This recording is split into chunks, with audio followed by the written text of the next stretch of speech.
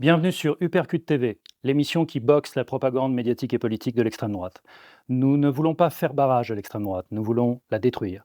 Nous n'allons pas nous plaindre de l'extrême droite, nous allons nous battre. Je m'appelle Thomas Guénolé, je suis le créateur d'Uppercut TV. Alors, pour ceux qui nous suivent déjà, vous avez remarqué un gros changement, hein, l'éclairage est meilleur et surtout, on a enfin réglé ce gros problème de son qui rendait les vidéos globalement pourries depuis le début. Merci de tout cœur à Palem Candillé, ce héros des temps modernes qui a réussi, en bossant dessus pendant plus d'une heure, à résoudre ce qui était le problème. Moi, je n'y serais pas arrivé tout seul, il faut être clair là-dessus. Par ailleurs, une autre très bonne nouvelle, les contenus de Uppercut TV, qui initialement étaient réservés aux abonnés payants, sont désormais, on change complètement de modèle, 100% gratuit, 100% en accès libre pour tout le monde. Merci à Thomas Luquet qui m'a fait un cours assez complet, on a déjeuné ensemble il y a quelques jours et il m'a expliqué en détail le modèle de fonctionnement des différentes chaînes YouTube engagées contre l'extrême droite ou simplement engagées à gauche. Et donc il m'a fait comprendre que le bon modèle, c'est d'être gratuit, ouvert à tous et financé par les dons de ceux qui tiennent à ce que ce dispositif existe. Et donc la nouveauté aussi, c'est que on a désormais une cagnotte sur Tipeee. Donc c'est tipeee.fr/Thomas-Guénolé. Et si vous souhaitez qu'Uppercut TV continue à exister, eh bien faites des dons, on compte sur vous. Pour celles et ceux qui découvrent Uppercut TV à l'instant, petit topo rapide. On ne va pas faire trop long sur ce sujet pour ceux qui connaissent déjà parce qu'ils ont vu les épisodes précédents. Chaque jeudi, nous démolissons la propagande médiatique, la propagande des médias d'extrême droite. Donc CNews, Europe 1, le JDD, Valeurs Actuelles, Frontières, toute la clique. Et chaque semaine, toujours, nous démolissons aussi la propagande des personnalités, des partis, des cadres, des élus de l'extrême droite. Donc, il y a quelques jours, je vous aurais dit, c'est le Rassemblement national et Reconquête, mais maintenant, on va en parler d'ailleurs aujourd'hui, il faut rajouter les Républicains, puisque ça y est, LR est un parti d'extrême droite, puisqu'ils ont élu Bruno Retailleau à la présidence du parti. Toujours est-il que notre travail de démolition de la propagande médiatique et politique de l'extrême droite sera systématiquement, toutes les semaines, tous les jeudis, rigoureusement documenté, engagé et percutant. Nous défendons toutes les cibles de la haine d'extrême droite, sans aucune exception. Donc, les immigrés, les sans-papiers, les musulmans, les maghrébins, les noirs, les roms, les femmes, les jeunes, les pauvres, les chômeurs, les précaires, les LGBT+, les prostituées, les toxicomanes et bien sûr les quartiers populaires. Nous armons intellectuellement toutes celles et tous ceux qui veulent résister à l'extrême droite. Grâce à Uppercut TV, vous serez informés et vous aurez les connaissances, les arguments pour résister efficacement. Sur les réseaux sociaux, sur votre lieu de travail, dans les discussions entre collègues à la machine à café, dans les repas de famille, dans la rue, absolument partout où vous voyez et vous entendez avec douleur la propagande d'extrême droite en train de se répandre. En suivant Uppercut TV chaque jeudi et nos différents extraits au fil de la semaine sur les réseaux sociaux, vous serez armés intellectuellement pour résister à l'extrême droite. C'est à ça que nous servons. Vous avez envie de résister à l'extrême droite, nous vous fournissons les armes intellectuelles pour y arriver. Alors, dans chaque épisode d'Uppercut TV, il y a 3 rounds. Le premier round, c'est le tour du ring. On fait le tour de l'actualité de l'extrême droite en France et à l'international, et on vous explique cette actualité pour bien en comprendre les enjeux. Deuxième round, le grand entraînement. Nous prenons des extraits de la propagande des médias d'extrême droite sur la semaine écoulée et nous analysons, nous déconstruisons et pour tout dire, nous démolissons cette propagande pour qu'on apprenne ensemble à bien la démolir. Et enfin, troisième round, le chaos de la semaine. Nous approfondissons un grand sujet d'actualité pour mettre l'extrême droite KO debout sur ce thème spécifiquement. Je lance Uppercut TV d'abord en solo, avec l'aide et les conseils de quelques amis que je remercie et qui se reconnaîtront, qui m'ont vraiment énormément aidé. Merci à toutes et à tous, c'est vraiment sympa. Si les dons sur Tipeee sont suffisants, je commencerai à recruter des chroniqueuses et des chroniqueurs. Par ailleurs, dans un prochain épisode, nous commencerons, parce qu'on m'a beaucoup posé la question, nous commencerons à recevoir des invités de la semaine. Je ne sais pas encore si ce sera la semaine prochaine ou la semaine suivante, je suis en train d'organiser ça. Tout de suite, on passe au premier round. Bruno Retailleau a été élu président du parti Les Républicains LR avec un score de maréchal, 74% des voix, donc des adhérents de LR. Il a écrasé son adversaire Laurent Wauquiez. Alors, cela fait-il désormais de LR un parti d'extrême droite? La réponse est oui. Pour vous le prouver, écoutons Bruno Retailleau sur LCI le 29 septembre 2024. Il venait d'être nommé ministre de l'Intérieur. On l'écoute. Mais ma conviction, c'est que nous avons une société, nous avons une culture, elle est judéo-chrétienne. Le creuset français il se fait à Jérusalem, il se fait à Athènes, il se fait à Rome.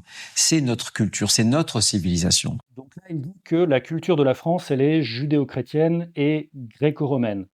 Tout le reste, c'est pas la culture française. Beaucoup ont rappelé l'archive de 97 où vous disiez une société multiculturelle est une impasse. Une société multiculturelle est conflictuelle. Est-ce que vous le pensez toujours? Je le pense toujours.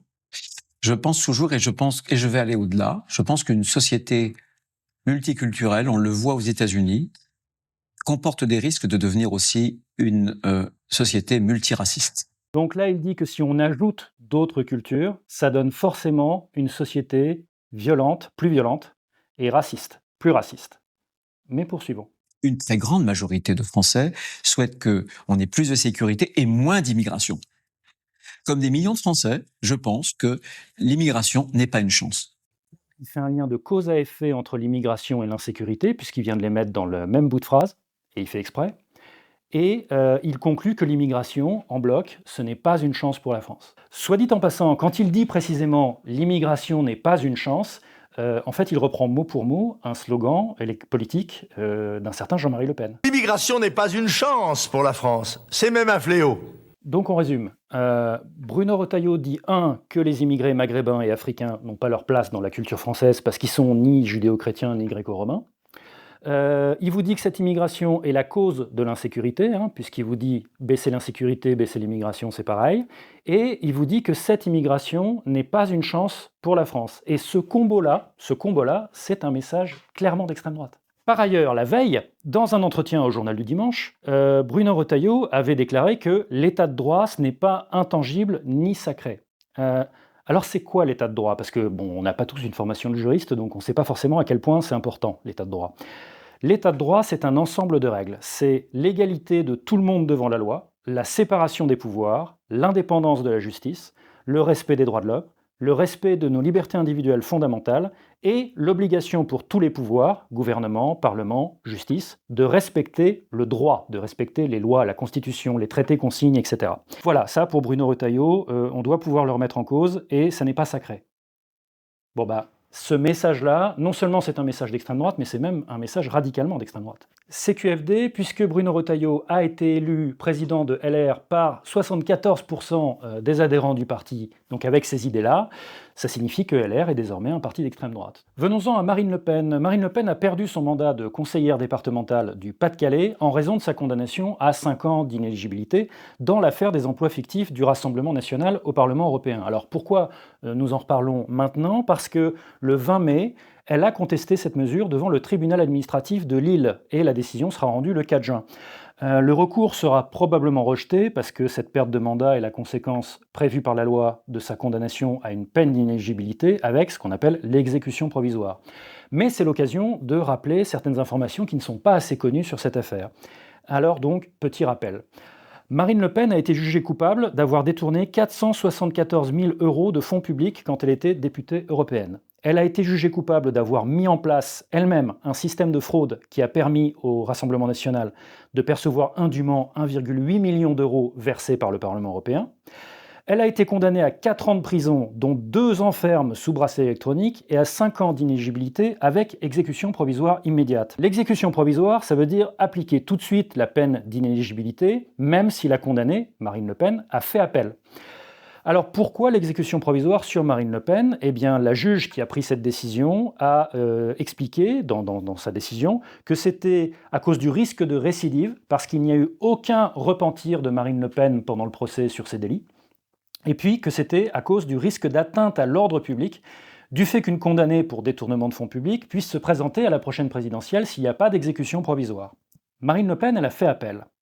Le Rassemblement national, il répète en boucle que Marine Le Pen est innocente et que donc le procès en appel permettra de faire éclater au grand jour l'innocence de Marine Le Pen. Oui, mais le problème, c'est que ce n'est pas ce que dit Marine Le Pen elle-même dans les motifs qu'elle a adressés à la justice pour faire appel. Dans ces motifs d'appel, Marine Le Pen dit qu'elle n'a pas fait exprès de détourner des fonds publics, que la peine d'inéligibilité est excessive, et qu'elle ne devrait pas être condamnée à l'inéligibilité juste parce que, pendant le procès, elle n'a pas reconnu être coupable. Autrement dit, dans ses motifs d'appel, Marine Le Pen, elle ne conteste pas les faits de détournement de fonds publics. Elle n'essaye même pas de plaider en appel qu'elle serait innocente. Et ça, le Rassemblement national, il le sait. Donc quand le Rassemblement national répète en boucle « Marine Le Pen est innocente », en fait, il ment et il le sait. Éric Zemmour, à présent, le 18 mai sur RTL, le président de Reconquête, a fait très fort en quelques secondes. Il a fait un amalgame entre les islamistes et les musulmans. Et puis ensuite, dans la foulée, il a fait un amalgame entre les trafiquants de drogue et les musulmans. On l'écoute. Les islamistes, Donc, leur ça ne suffit berceau, pas. c'est l'islam et les musulmans, et que les trafiquants de drogue, d'ailleurs, c'est souvent dans le même berceau. Dire qu'en France, les musulmans seraient le berceau des islamistes et dire qu'en France, les musulmans seraient le berceau des trafiquants de drogue, c'est un délit, ça s'appelle de la provocation à la haine et à la discrimination. Et puis surtout, c'est faux. Il y a 5,7 millions de musulmans en France, et sur ce total, 10 500 sont fichés S pour islamisme. Donc, 99,8% des musulmans ne sont pas du tout fichés pour islamisme. Concernant les trafiquants de drogue, les organisations qui dominent le marché de la drogue en France, ce sont les mafias albanaises, nigérianes et sud-américaines. Donc aucun rapport avec l'islam. Alors, on en vient à Sarah Knafo, députée européenne du même parti, Reconquête. Sur Paris Première, Sarah Knafo, en débat face à Éric Dupond-Moretti, ancien ministre de la Justice de 2020 à 2024, lui a reproché ce qu'elle a qualifié de problème de laxisme judiciaire et d'explosion de l'insécurité, donc pendant la période où Éric Dupond-Moretti était ministre de la Justice. Et le problème, c'est que c'est doublement faux. Il n'y a pas de laxisme judiciaire en France, ce n'est pas parce que l'extrême droite le répète en boucle que ça deviendrait vrai.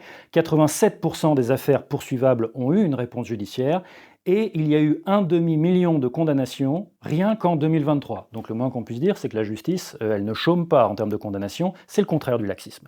Il n'y a pas eu non plus d'explosion de l'insécurité pendant la période où Éric Dupond-Moretti était ministre de la Justice, puisque quand on regarde les différentes catégories de crimes et délits, soit il y a eu, sur sa période à lui, une légère augmentation, soit il y a eu une légère baisse, soit c'est stable.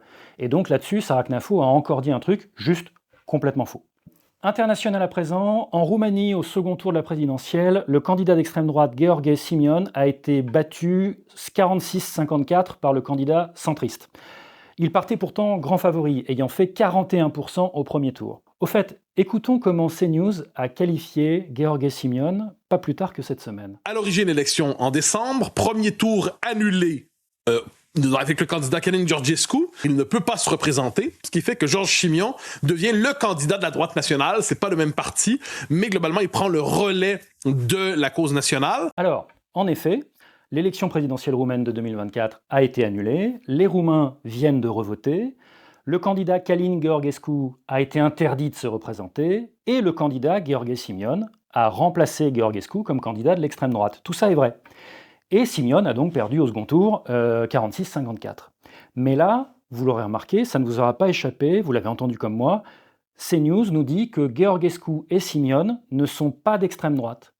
CNews dit qu'ils sont de droite. Or, Georgescu, figurez-vous qu'il a qualifié de héros de la nation roumaine les dirigeants fascistes Antonescu et Codreanu qui étaient au pouvoir pendant la Seconde Guerre mondiale et qui ont collaboré avec les nazis. Et Simion, il a appelé, je cite, à écorcher vif sur la place publique les responsables de ce qu'il considère comme un coup d'État contre Georgescu, c'est-à-dire l'annulation de la présidentielle de l'année dernière. Accessoirement, le parti de Simion, qui s'appelle l'Alliance pour l'unité des Roumains, se revendique comme l'héritier de la Garde de fer. Et la Garde de fer, c'est l'organisation fasciste qui gouvernait la Roumanie en étant alliée aux nazis. Et donc ça, pour CNews, ce n'est pas d'extrême droite. Ça, pour CNews, vous l'avez entendu comme moi, c'est juste de droite. Au fait, c'est cet homme-là, Simion, c'est ce parti-là, avec cet héritage-là, à qui Jordan Bardella, président du Rassemblement national, a apporté son soutien en dénonçant des ingérences de la France dans l'élection présidentielle roumaine et en appelant à créer une commission d'enquête. Donc voilà, Bardella vole au secours de cette force politique-là, avec ce passé-là et avec ce profil-là. On passe au deuxième round, le grand entraînement.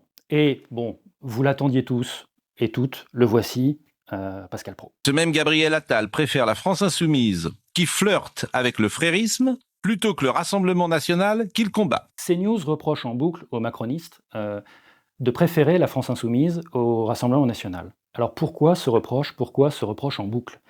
Parce qu'au second tour des législatives de 2024, les candidats de gauche et les candidats macronistes se sont massivement désistés mutuellement, au profit les uns des autres, pour faire barrage à l'extrême droite. Et aussi parce que les électeurs de gauche et les électeurs macronistes ont voté, en tout cas très largement, très massivement, pour ces candidats de barrage à l'extrême droite. S'il n'y avait pas eu ce Front républicain, l'extrême droite aurait gagné les élections législatives de l'année dernière. S'il n'y avait pas eu ce Front républicain, des candidats et dans les urnes, donc des candidats et des électeurs, gauche macronistes, s'il n'y avait pas eu ce Front républicain, l'extrême droite aurait pris le pouvoir en France l'année dernière, dans le cadre d'une cohabitation avec le président Macron. C'est pour ça, parce que CNews et les autres médias d'extrême droite l'ont bien compris, c'est pour ça que CNews reproche en boucle aux macronistes de préférer la France insoumise au Rassemblement national. C'est pour essayer de diaboliser au maximum cette pratique du Front républicain, qui est vraiment un énorme obstacle sur la prise de pouvoir de l'extrême droite en France. En parlant de CNews, après Pascal Praud la semaine dernière, c'est au tour de Laurence Ferrari d'avoir repris à son compte le concept d'une France orange mécanique sur CNews. La France orange mécanique, c'est désormais une réalité. On rappelle que la France orange mécanique, c'est un livre de l'essayiste d'extrême droite, Laurent Oberton. Sa thèse, c'est que les crimes barbares, donc les crimes barbares par la façon de s'y prendre, tuer quelqu'un à coups de hache par exemple, seraient en augmentation massive et que ce serait à cause de la barbarie, de la sauvagerie de criminels immigrés venus d'Afrique. En d'autres termes, les crimes barbares augmenteraient en France parce que les Africains seraient des sauvages. C'est ça la théorie de la France orange mécanique. Et c'est ça donc que vient de reprendre Laurence Ferrari sur CNews, et c'est ça qu'avait déjà repris Pascal Praud sur CNews la semaine précédente. Ah, et puis on accueille un petit nouveau sur Uppercut TV, il s'appelle Romain Desarbres. Vous allez voir, il commence très fort. Bruno Retailleau veut défendre la France des honnêtes gens. On comprend très bien à qui il s'adresse. Ceux qui se réveillent le matin pour aller travailler, ceux qui cherchent activement un emploi, ceux qui se refusent à vivre des aides sociales ad vitam, ceux qui apprennent les règles de la vie en société à leurs enfants. Vous m'avez compris, c'est la France de l'effort, à l'opposé de la France des narco-racailles et autres profiteurs du système. Ce type de discours, ça ne vous rappelle rien? Le thème des honnêtes gens, travailleurs et respectueux des lois, opposés à une minorité malhonnête, délinquante et paresseuse qui vit au crochet de la France, c'est la reprise d'un grand classique de la propagande d'extrême droite à l'époque du régime de Vichy, donc au temps où Philippe Pétain gouvernait la France en collaboration avec l'Allemagne nazie. Allez, on passe au chaos de la semaine. Cette semaine, nous allons mettre l'extrême droite KO debout sur un de ses thèmes de prédilection, l'immigration. L'extrême droite dit que l'immigration en France est massive. C'est faux. Le total des immigrés qui arrivent, moins le total des immigrés qui repartent, car il y en a aussi qui repartent, ça fait augmenter notre population totale de 150 000 à 200 000 personnes. Et nous sommes 68 millions d'habitants. En d'autres termes, c'est une goutte d'eau, ça représente une augmentation de notre population de 0,2% par an. C'est rien en fait.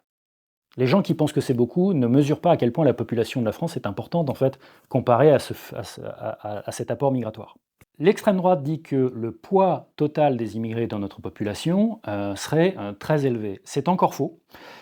En 2023, la France compte 7,3 millions d'immigrés sur 68 millions d'habitants, donc 89% de la population française, ce ne sont pas des immigrés, ils sont nés ici. L'extrême droite dit que le poids des Maghrébins et des Africains hors Maghreb dans l'immigration vers la France serait énorme. C'est encore faux. Les Maghrébins ne représentent que 17% des immigrés qui arrivent chaque année et les Africains hors Maghreb ne représentent que 18%. L'extrême droite dit que la criminalité en France, c'est d'abord à cause de l'immigration. C'est refaux. Vous vous souvenez que l'extrême droite, notamment Bruno Retailleau, parle beaucoup d'un problème de mexicanisation de la France. Alors chiche, comparons à la situation du Mexique, vous allez voir que c'est intéressant. Le Mexique a 1% d'immigrés dans sa population contre 11% pour la France, j'arrondis.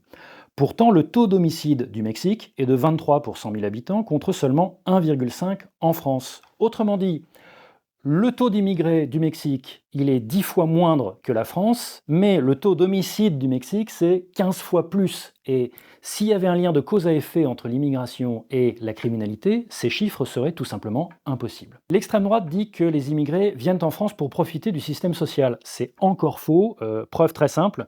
Il y a une aide qui est très célèbre, parce que l'extrême droite fait beaucoup de propagande dessus, ça s'appelle l'aide médicale d'État. Elle est destinée aux sans-papiers, et la moitié des sans-papiers, 49% pour être plus précis, ne font pas la demande pour avoir l'aide médicale d'État alors qu'ils y ont droit. Et donc, si les immigrés étaient là et venaient en France pour profiter de la générosité du système social français, ce chiffre serait tout simplement impossible. Voilà, comme promis, cette semaine, sur le thème de l'immigration, l'extrême droite est KO debout. Voilà, c'est la fin de ce deuxième épisode du Percute TV. Merci beaucoup de nous avoir suivis. Merci de vous intéresser à notre travail. N'hésitez pas à partager nos contenus sur les réseaux sociaux. Plus c'est diffusé, mieux c'est. N'hésitez pas à reprendre nos contenus. Vraiment, c'est open bar. Allez-y. Et puis, n'oubliez pas de faire des dons sur la cagnotte Tipeee, donc tipeee.fr/Thomas-Guénolé, pour que Uppercut TV continue à exister. Tout de suite, notre running gag habituel. Silencio puta, facile. À la semaine prochaine.